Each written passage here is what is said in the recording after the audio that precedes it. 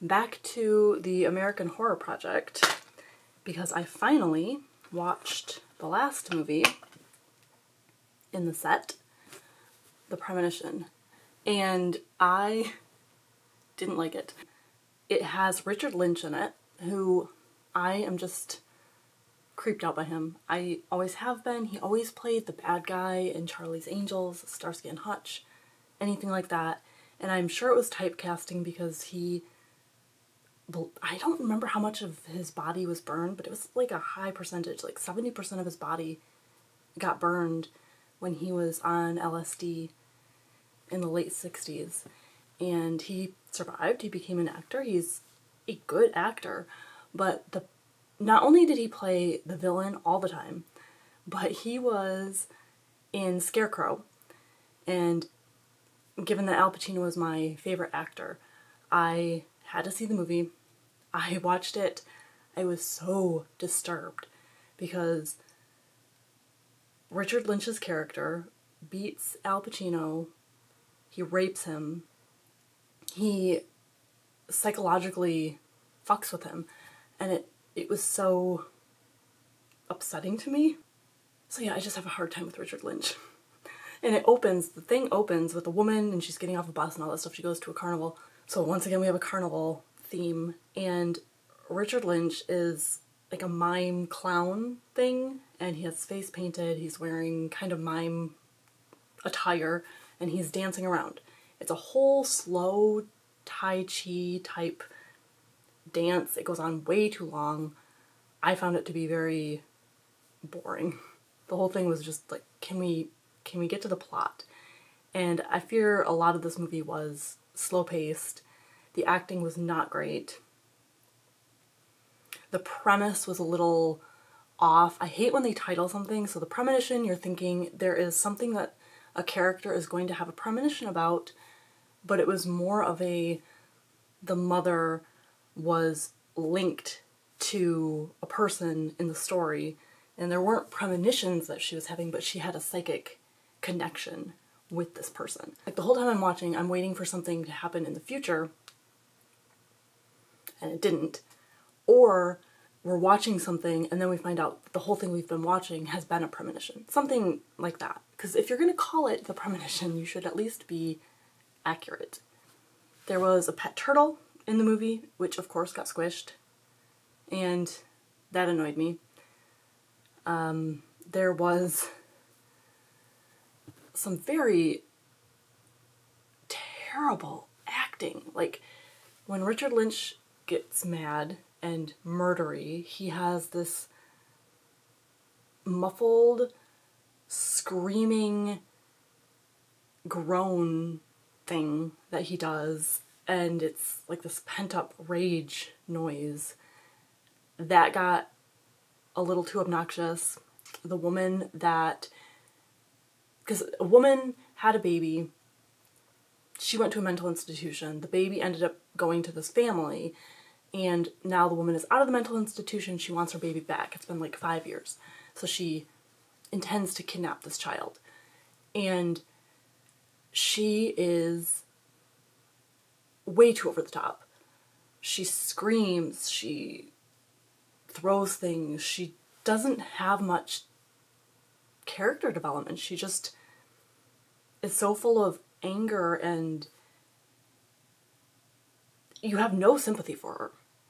The woman in the mental institution somehow has known or has met a man, played by Richard Lynch, who is a mime / clown in a traveling carnival. And he's been taking photos, he's been keeping an eye out for this 5-year-old girl, and he finds her. And he tells the woman, I found the child. He's going to be complicit. He envisions the two of them raising this kid together, and he is motivated by his love for this woman. Well, she is just so horribly portrayed. All she is a bundle of rage, revenge, and insanity. Like, she can't talk without flying off the handle. She screams. She is to the point where you want to shake her and slap her. Like, I don't know what dude is going to put up with that, for one thing. And she's not good. She needs to be more subtle. And I feel like the director would have been better off telling her to tone it down. Maybe that's what he wanted. Maybe he told her to turn it up. But it doesn't play well. So they sneak into the house of this couple and they're gonna take the kid. It's just the woman who goes in. And she is rocking the child. She's kind of bonding with the child a little bit. And the mom comes in and interrupts. The real mom, not the real mom. The woman who's been raising her, Sharon Farrell, comes in and she freaks out. The woman doesn't take the kid. She could have just run off with the child, but she ends up grabbing a doll instead. She gets into the car. Richard Lynch's character, he's driving away and he thinks they've, accomplished what they set out to do, and then he realizes that this woman is holding on to a doll. And he is furious. They went through this whole thing, didn't succeed. Their plan is ruined. They go to this abandoned house and the woman is just treating this doll like it's her kid. And he gets pissed. He takes the doll and he rips the head off and she goes insane. Like, screaming, clawing, biting. She threatens his masculinity. She says, "You're not a man. You weren't going to raise this baby with me." Basically emasculating him, and he goes into a fit of rage and he kills her. So he does this, I can't even explain to you the noise that he makes, but he does it again later in the movie, and so it's part of his character, and I think it's really dumb. And once again, I feel like the director should have stepped in and been like, okay, just pull back a little bit. You're being too weird and crazy. So that actually turned me off of the movie so much that I welcomed a distraction that happened, and then I was like, okay, I'm going to put this movie aside and finish it later, and then that later turned into 2 weeks, and I was like, okay, I really need to put this movie back in so I can finish it, talk about it, be done with it. And the second half, because I stopped about halfway through, the second half was marginally better, but it's not good. It doesn't even have the campiness that something like It's Alive has, where it's bad, the acting's not great, but at least it's amusing. This one, it was more of a, I'm watching it thinking maybe it will get better.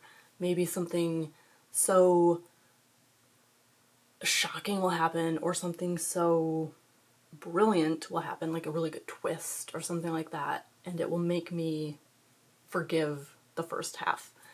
And that wasn't really the case. The dad is just terrible. He was a bad actor. I don't even remember these people's names. I should have looked them up for you. The mom seems to have some kind of connection to the birth mother from beyond the grave.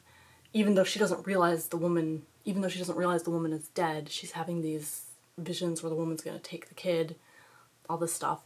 And there's a car accident. The child wanders off to that carnival where the Richard Lynch guy works, and that's where she'd gotten her photo taken. She liked the carnival.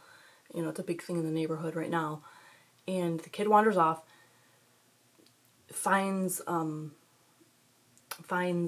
little cart on a ride, and kind of curls up and hides there. And then Richard Lynch hears her crying. He comes and he grabs her, brings her to his trailer, and he realizes who it is, and he is determined to have this child now.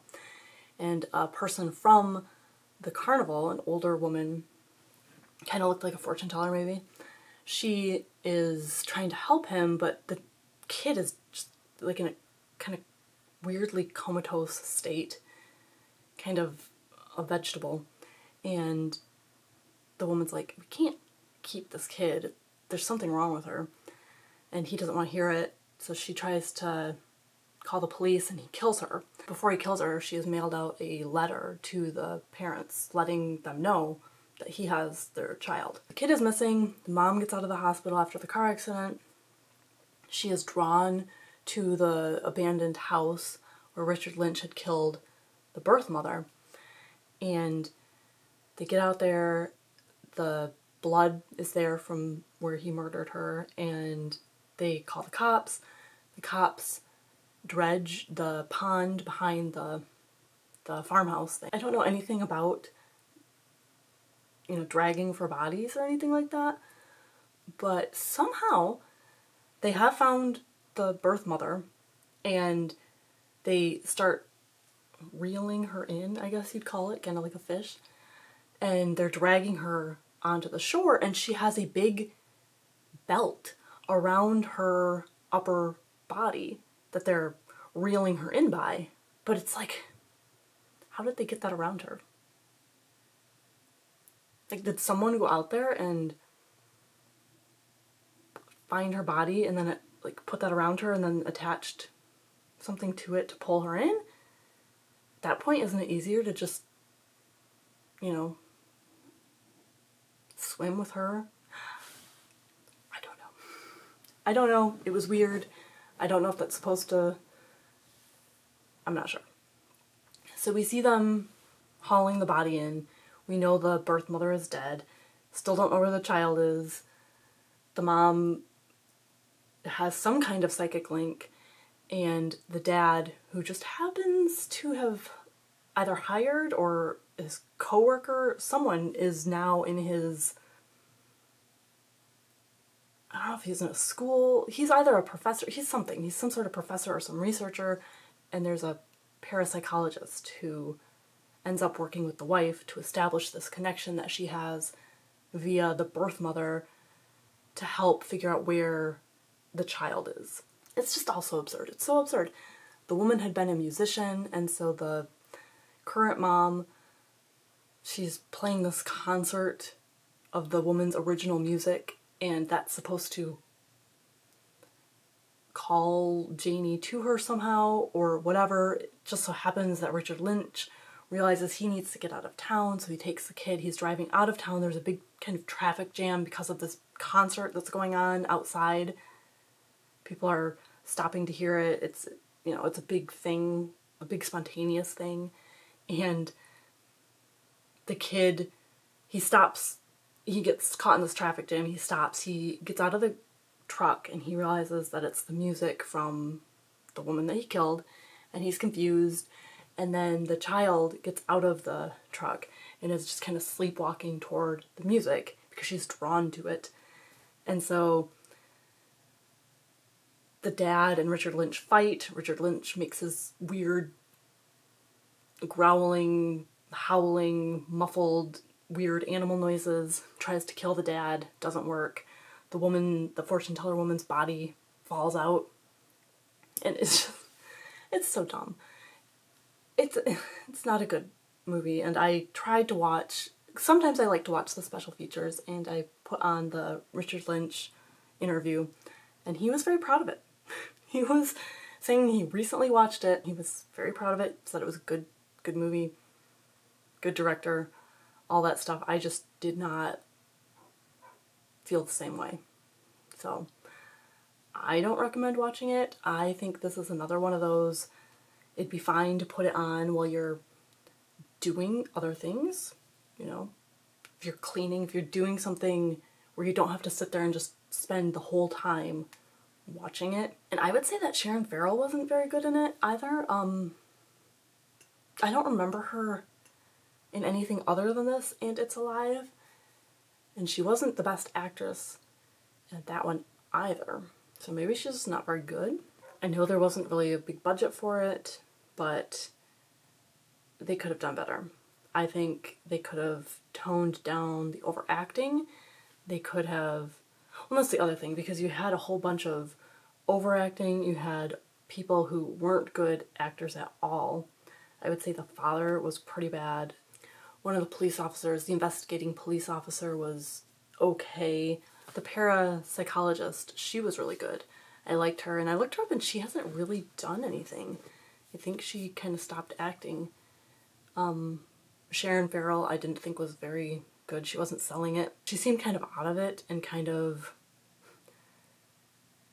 ditzy through the whole thing until the very end when she got, and probably because she was channeling the birth mother, so it wasn't even really her character, I guess. At the end she was letting the crazy birth mom flow through her. So I would not recommend this movie, and given that there are 3 movies in this set, it's kind of disappointing that 2/3 failed. I would have been better off just buying The Witch Who Came from the Sea and leaving it at that. That will be my next review, I think. Now that I've watched all 3, I feel like I am able to go back and watch the one. I wanted to do it earlier, but I felt like I can't watch one of the movies twice before I've watched all 3. Have a spooky day.